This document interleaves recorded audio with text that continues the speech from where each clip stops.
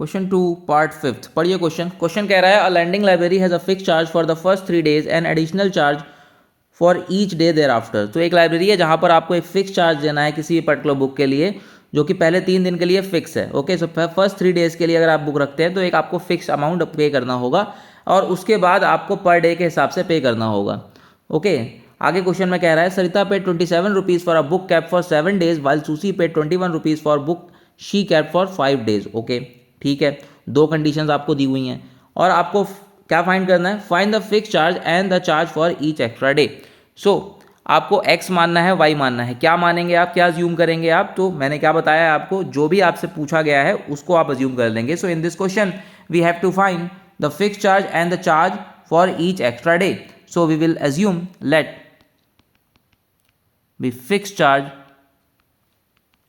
B x and per day charge be y. Okay, so अब question को आप फिर से पढ़िए और क्वेश्चन में आपको दो कंडीशंस दी हुई हैं। पहली कंडीशन में सरिता पे 27 rupees for a book kept for 7 days। सो सरिता जो है वो 7 दिनों के लिए अगर बुक को रखती है तो उसको 27 रुपये देने पड़ेंगे। तो अब ये जो फिक्स चार्ज है this is for 3 days, for first 3 days। Okay, so अगर किसी ने किताब 7 दिन के लिए रखी है, ओके, 1 2 3 4 5 6 7, तो यहाँ पे आप देखें this is your day 1, this is your day 2, this is your day 3 4 5 6 7। तो अगर किसी ने किताब को 7 दिन के लिए रखा है, ओके, तो आपको कितने पैसे देने पड़ेंगे। तो पहले 3 दिन के लिए तो चार्ज आपको कितना देना है, एक फिक्स अमाउंट है, ठीक है, this is your fix charge जो कि कितना है x, हमने कितना माना है x, ठीक है। उसके बाद पर डे के हिसाब से आपको चार्ज कितना पड़ रहा है, this is your per day. So कितना पड़ रहा है y। तो ऐसे कितने दिन है आपके पास, 1 2 3 और 4, तो 4 days का जो चार्ज बनेगा वो पर डे के हिसाब से बनेगा, यानी कितना बनेगा 4 इंटू वाई, यानी कि एक दिन का चार्ज अगर y रुपीज़ है तो 4 दिन का चार्ज कितना हो जाएगा 4y। तो ये रहा आपका फिक्स चार्ज और साथ में ये रहा आपका टोटल पर डे चार्ज। जब आप इसको टोटल ऐड करेंगे तो 7 days का टोटल कॉस्ट आ जाएगा जो कि कितना दिया हुआ है 27 rupees. So this is your equation number 1। Okay, so this is your equation number 1। Now again आपको क्वेश्चन में एक और कंडीशन दी है। इस बार आपको बोल रहा है sushi paid 21 rupees for the book she kept for 5 days। अब किताब को 5 दिन के लिए आपको रखना है अपने पास। So first day, second day, third day और उसके बाद fourth day and fifth day. तो इस केस में क्या होगा, जो पहले 3 दिन के लिए फिक्स चार्ज है वो तो आपको देना ही है, दैट इज योर एक्स। अब आपको कितने दिन रखना है अपने पास किताब, टोटल 2 दिन रखना है। तो एक दिन का जो चार्ज है वो कितना है y, तो 2 दिन का चार्ज कितना हो जाएगा 2y। तो ये आ गया आपका फिक्स चार्ज और ये आ गया आपका टोटल पर डे का चार्ज, 2 दिन का चार्ज। दोनों को जब आप ऐड करेंगे टोटल अमाउंट बनेगा और वो अमाउंट आपको दिया है 21 रुपये। Okay, so this is your second equation done. अब हमारे पास दोनों इक्वेशंस हैं, अब हम लोग दोनों को सॉल्व करेंगे। सो solving 1 and 2 by elimination method, आप सब्स्टिट्यूशन मेथड से भी कर सकते हैं, ठीक है, आपकी चॉइस है। सो x प्लस 4y, x का कॉफिशिएंट 1 है, यहाँ भी x का कॉफिशिएंट 1 है, तो 1 से मल्टीप्लाई करेंगे सेम ही आ जाएगा।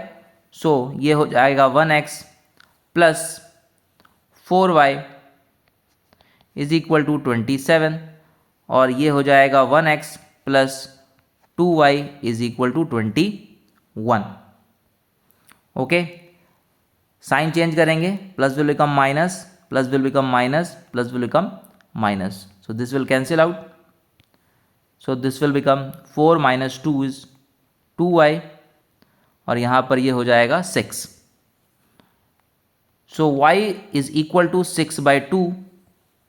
So therefore y is equal to 3. Okay. Now from 1, x plus 4y is equal to 27. X plus 4y is equal to 27. Now put the value of y here.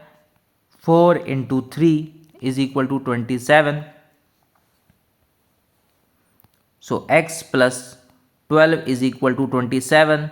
So x is equal to 27 minus 12. So x is equal to 5, 1, 15. So therefore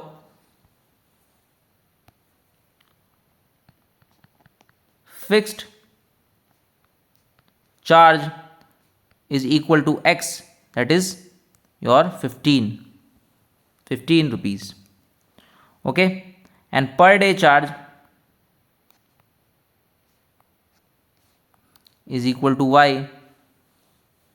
So this will be your 3 rupees. Okay, clear? So fixed charge is your 15 rupees and per day charge is your 3 rupees. Clear? So it's a very important question. ठीक है, और also it's a very easy question.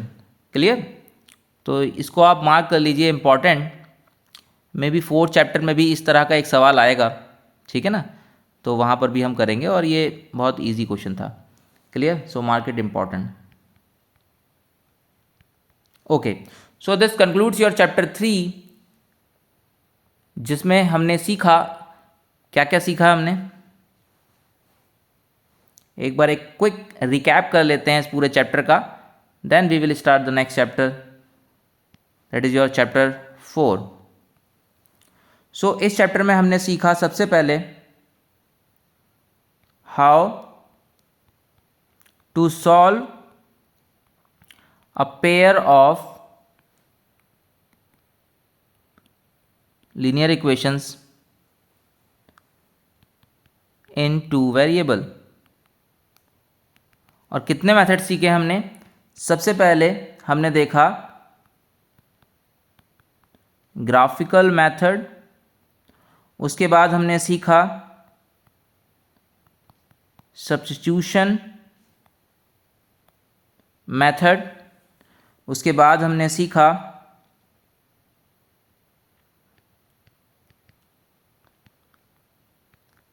Elimination method.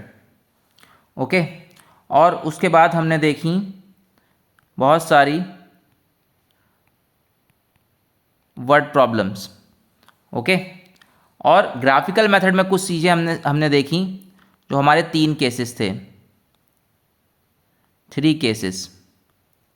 ठीक है, कौन कौन से? Unique solution वाला case, that is your a1/a2 is not equal to b1/b2. याद आया कुछ? उसके बाद में को इंसिडेंट वाला केस, उसके बाद पैरेलल वाला केस. ठीक है, और हमने ये भी सीखा साथ में कि कंसिस्टेंट और इनकंसिस्टेंट कैसे पता करते हैं. ठीक है, सो 1 मार्क में यहाँ से क्वेश्चन बन सकता है. ठीक है, ग्राफिकल मेथड जब बनेगा तो 3 to 4 मार्क का बन सकता है. सब्स्टिट्यूशन तो आपकी चॉइस है, कहीं भी लगा सकते हैं, और वो बोल भी सकता है कि 2 इक्वेशंस को सब्स्टिट्यूशन से सॉल्व करो, तो आपको आना चाहिए. एलिमिनेशन सबसे इजी, सबसे बेस्ट तरीका होता है सॉल्व करने का इक्वेशन को, तो वो हमने देखा. और वर्ड प्रॉब्लम्स तो सारी ही इंपॉर्टेंट है जितनी भी आपने करी हैं. और वर्ड प्रॉब्लम में जो इक्वेशन आपकी बन जाएंगी उनको आप किसी मेथड से सॉल्व कर सकते हैं, आइदर इट इज सब्स्टिट्यूशन और एलिमिनेशन. ग्राफिकल मेथड से तो करेंगे नहीं, जाहिर सी बात है. हाँ, अनटिल अनलेस वो खुद ना कह दे कि आपको इस मेथड से करना है, तो तब तक आपके पास चॉइस है. अगर क्वेश्चन में खुद कह देगा कि अब इस पर्टिकुलर मेथड से कीजिए, तो फिर आपको उस मेथड से ही करके दिखाना पड़ेगा. ओके, क्लियर है भाई? चलिए, अब now we will start with chapter 4, that is your quadratic equation. ठीक है, so in next class we will see quadratic equation. Okay.